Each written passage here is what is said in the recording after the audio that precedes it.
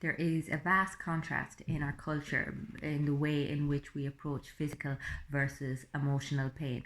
I think most of us from a very early age have a basic knowledge of physical first aid. We know that if we cut ourselves, we need to stop the bleeding, apply a plaster, and apply disinfectant. Or likewise, if we have a headache or a tummy ache, that we need to take some rest, we need to go to bed, we need to allow the body to heal.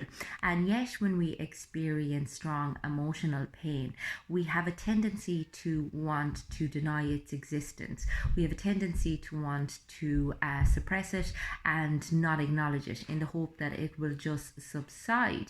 And yet, emotional pain warrants just as much attention and care as physical pain. In fact, if you compare the MRI of a person in emotional pain with the MRI of a person in physical pain, the same neural pathways light up on the images.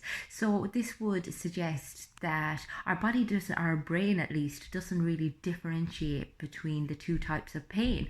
All it knows is that it's hurting. And this is why I suppose we have that phrase, we've hurt our feelings.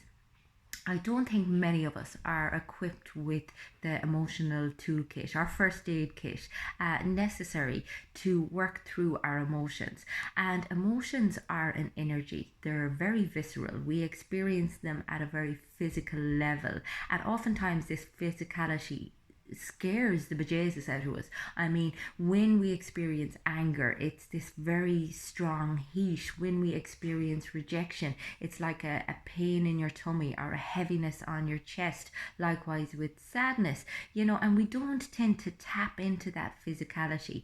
And there's an energy about emotions that becomes trapped in our bodies when we don't deal with them appropriately, and oftentimes you will see them manifest themselves in very undesirable ways. I mean, so many people's mental health suffering is a result of undealt with emotions or unprocessed energy within the body. Can also manifest itself in very physical manners as well. Oftentimes somebody who is struggling with depression may experience real physical pain as a consequence of not being able to process their internal experience. That doesn't mean that we have to continue living our lives like that.